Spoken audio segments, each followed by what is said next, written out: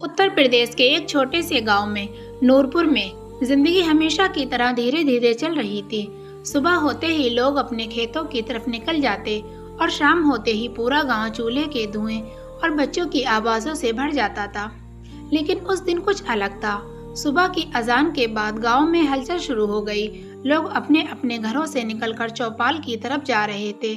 एक दूसरे से कह रहे थे, अरे सुना है तुमने? दूसरा आदमी कहता, क्या सुना है? कहते हैं एक कुतिया ने इंसानी बच्चे को जन्म दिया है। ये सुनकर सब हैरत अंगेज हो जाते और सारे के सारे इस माजरे को जानने के लिए चौपाल की तरफ जाते। थोड़ा सा आगे बढ़ते ही एक आदमी ने दूसरे आदमी से कहा, सुना है कुतिया ने इंसानी बच्चे को जन्म दिया है। ये सुनते ही दूसरा आदमी हंस पड़ा, पागल हो तुम क्या? ऐसा कभी हो सकता है? लेकिन पहले आदमी ने गंभीर होकर कहा, मैं मजाक नहीं कर रहा, लोग खुद जाकर देख रहे हैं। बस फिर क्या था, ये खबर आग की तरह पूरे गांव में फैल गई। कुछ लोग डर गए, कुछ ने इसे अल्लाह की कोई अजीब निशानी कहा और किसी ने अल्लाह का करिश्मा कहा और कुछ लोग सिर्फ तमाशा देखने के लिए निकल पड़े। गांव के कोने में एक पुरानी टूटी फूटी झोपड़ी थी जिसके पास एक बड़ा सा कचरे का ढेर था। आमतौर पर वहां कोई नहीं जाता था, लेकिन आज उसी जगह पर काफी भीड़ लगी हुई थी। लगभग पूरे गांव के लोग वहां जमा हो चुके थे। भीड़ के बीच में आवाजें आ रही थी, अरे हटो मुझे भी देखने दो, अरे हटो मुझे भी देखना है। लोग कहते, सच में बच्चा है या फिर कोई और चीज? इसी बीच भीड़ को चीरते हुए एक बुजुर्ग आदमी आगे बढ़े। सफेद दाढ़ी, सादा कपड़े और चेहरे पर एक अजीब सी शांति। ये थे हाजी अब्दुल रहमान। गांव में उनका बहुत सम्मान था। लोग उनकी काफी इज्जत करते।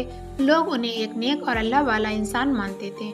उन्होंने भीड़ को देखा और धीरे से कहा, इतनी भीड़ क्यों लगी है? एक आदमी ने आगे बढ़कर कहा, हाजी साहब आपने सुना नहीं, एक कुतिया ने इंसानी बच्चा जन्म दिया है। हाजी साहब ने एक पल के लिए आंखें बंद की, फिर बोले, बिना देखे यकीन मत करो और बिना समझे फैसला मत करो। उनकी आवाज में एक सुकून था। भीड़ थोड़ी शांत हो गई। हाजी साहब धीरे धीरे आगे बढ़े और फिर उन्होंने जो देखा वो किसी चमत्कार से कम नहीं था। उन्होंने देखा एक दुबली पतली कमजोर कुतिया जमीन पर लेटी है और उसके पास एक छोटा सा नवजात बच्चा पड़ा था। बच्चा बहुत छोटा था, शायद अभी अभी पैदा हुआ था। कुतिया उसे अपने शरीर से ढक कर बैठी थी, जैसे उसे ठंड से बचा रही हो, और जैसे ही कोई उसके पास आने की कोशिश करता वो पुर्राने लगती। देखा, मैंने कहा था ना, भीड़ में से एक आदमी चिल्लाया, ये जरूर कोई अल्लाह का अजाब है। दूसरों ने कहा, नहीं ये जादू टोना है। तीसरे ने कहा, हर कोई अपनी अपनी बात कह रहा था, लेकिन हाजी साहब चुप थे। वो ध्यान से उस कुतिया और बच्चे को देख रहे थे कि आखिर माजरा क्या है। हाजी साहब की आंखों में डर नहीं था, बस गहरी सोच थी। उन्होंने धीरे से कहा, ये बच्चा रो नहीं रहा। भीड़ एकदम चुप हो गई। सबने गौर किया, सच में बच्चा बिल्कुल शांत था। एक औरत बोली, शायद ये मर चुका है। ये सुनते ही कुछ लोग पीछे हट गए, लेकिन तभी बच्चे ने हल्की सी हरकत की। भीड़ में हलचल मच गई कि बच्चा तो जिंदा है। अब मामला और ज्यादा रहस्यमय हो गया। अगर बच्चा जिंदा है तो यहाँ आया कैसे? कुतिया अब और ज्यादा सतर्क हो गई थी। वो किसी को भी पास नहीं आने दे रही थी। कुछ जवान लड़कों ने कहा, हटाओ इसे, बच्चे को देखते हैं। लेकिन तभी हाजी साहब ने हाथ उठाकर उन्हें रोक दिया, नहीं जबरदस्ती मत करो। तभी कुछ लड़कों ने हाजी साहब की बात इग्नोर करते हुए आगे बढ़े कि हाजी साहब देखना तो होगा। तभी हाजी साहब की आवाज में इतनी ताकत थी कि सब चुप हो गए। उन्होंने कहा, मैंने कहा ना, जबरदस्ती मत करो। हाजी साहब धीरे धीरे कुतिया के पास जाने लगे। हर कदम बहुत संभाल कर रख रहे थे। भीड़ की सांसें थम गईं। सबको लगा अब कुतिया उन पर हमला करेगी, लेकिन अजीब बात तो ये हुई, कुतिया शांत हो गई। उसने बस हल्का सा सिर उठाया और हाजी साहब को देखने लगी, जैसे वो उन्हें पहचान रही हो। हाजी साहब ने धीरे से कहा, डर मत, मैं तुझे कोई भी नुकसान नहीं पहुंचाऊंगा। हाजी साहब की आवाज में इतना सुकून था कि कुतिया पीछे हट गई। अब हाजी साहब बच्चे के करीब थे। उन्होंने झुककर बच्चे को देखा और फिर उनकी आंखों में आंसू निकल आए। उन्होंने आसमान की तरफ देखा और कहा, या अल्लाह, ये कैसा इम्तिहान है? भीड़ एकदम हैरान थी। आखिर उन्होंने ऐसा क्या देख लिया? हाजी साहब ने धीरे से बच्चे को उठाया। बच्चा कमजोर था लेकिन जिंदा था। फिर हाजी साहब ने भीड़ की तरफ देखते हुए कहा, ये बच्चा कुतिया का नहीं। भीड़ में सन्नाटा छा गया। लोग बोले, क्या मतलब? तो फिर ये बच्चा यहाँ पर कैसे आया? حاجی صاحب کی آواز بھاری ہو گئی۔ یہ انسانی بچہ ہے جسے کسی نے یہاں مرنے کے لیے پھینک دیا ہے۔ یہ سنتے ہی جیسے پوری دنیا تھم گئی ہو۔ ایک عورت رو پڑی، ایک آدمی نے سر جھکا لیا اور ساری بھیڑ کی آواز اور سب کی نظر اس کتیا پر چلی گئی جو اب بھی وہیں کھڑی تھی، شانت لیکن سترک۔ حاجی صاحب نے کہا، جس بچے کو اس کی اپنی ماں نے چھوڑ دیا اسے اس جانور نے سنبھالا۔ سوچو ہم کتنے گرے ہوئے ہیں۔ ان کی آواز کانپ رہی تھی۔ بھیڑ میں کسی نے بھی کچھ نہیں کہا، ہر کوئی بس سوچ رہا تھا، کیا سچ میں ہم انسان ایسے ہیں؟ پھر اچانک بھیڑ میں سے ایک عورت کی سسکیوں کی آواز آئی۔ کیسی ماں ہوگی وہ جس نے اپنے جگر کے ٹکڑے کو یوں پھینک دیا؟ اس کی بات سن کر کئی عورتوں کی آنکھیں بھر آئیں۔ ایک آدمی نے غصے میں کہا، ایسے لوگوں کو تو سزا ملنی چاہیے۔ دوسرا بولا، لیکن پتہ کیسے چلے گا یہ بچہ کس کا ہے؟ سوال بڑا ہو گیا پر کسی کے پاس اس کا جواب نہیں تھا۔ پھر حاجی صاحب نے بچے کو دھیرے سے اپنی باہوں میں سنبھالا۔ ان کے ہاتھ کانپ رہے تھے۔ انہوں نے بچے کے چہرے کو غور سے دیکھا۔ بچہ بہت زیادہ کمزور تھا، اس کے ہونٹ سوکھے ہوئے تھے اور شریر ٹھنڈ میں کانپ رہا تھا اور بچہ کافی بھوکا بھی لگ رہا تھا۔ انہوں نے ترنت کہا، اسے گرم کپڑے اور دودھ کی ضرورت ہے، نہیں تو یہ بچہ نہیں جی پائے گا۔ تبھی بھیڑ میں سے ایک عورت آگے بڑھی، اس کا نام تھا آمنہ بی بی۔ وہ گاؤں میں اپنی نیک دلی کے لیے جانی جاتی تھی۔ اس نے بنا ایک پل گوائے کہا، حاجی صاحب مجھے اس بچے کو دے دیجئے، میں اس کی دیکھ بھال کروں گی۔ حاجی صاحب نے اس کی آنکھوں میں دیکھا، وہ سچی تھی اور اس کی آنکھوں میں سچائی دکھ رہی تھی اور اس کی آنکھوں میں ممتا تھی۔ انہوں نے بچے کو آمنہ بی کو دے دیا۔ جیسے ہی بچے کو کتیا سے دور کیا گیا، کتیا اچانک بے چین ہو گئی۔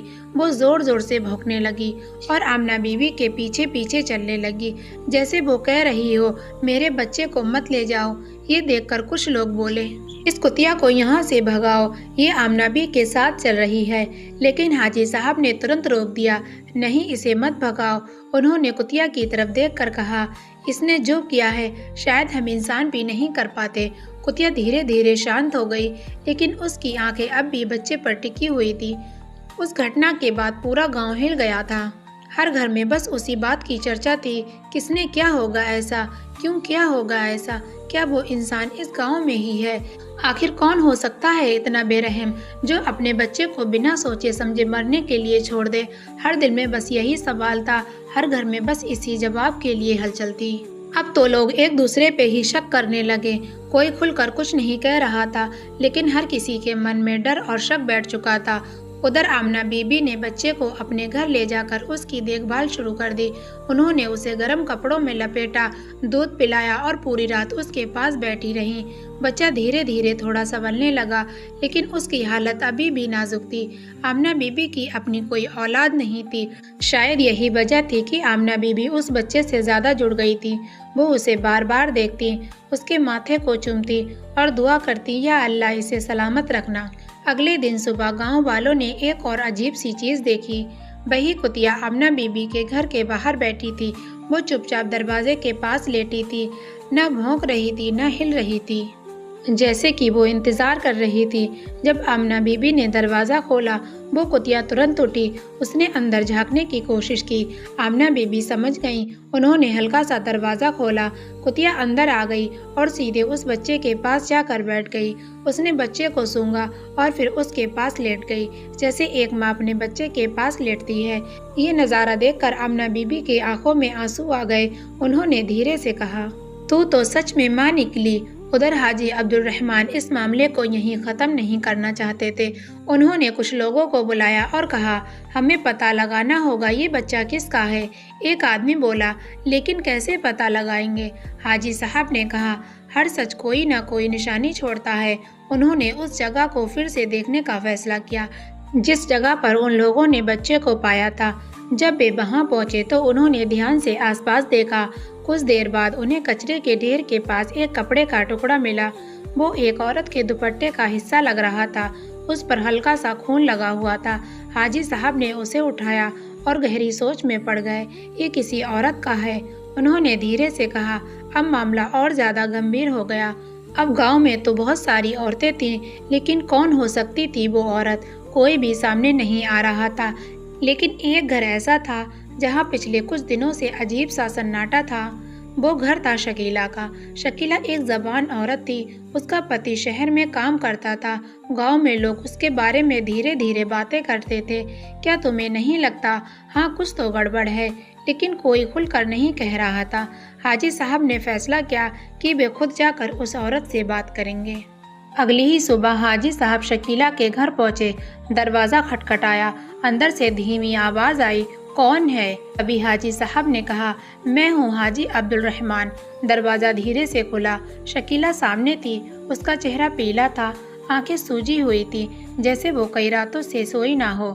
حاجی صاحب نے اسے غور سے دیکھا، پھر دھیرے سے پوچھا، بیٹی تم ٹھیک تو ہو؟ شکیلا نے نظریں جھکا لی، جی ہاں میں ٹھیک ہوں، لیکن اس کی آواز کانپ رہی تھی۔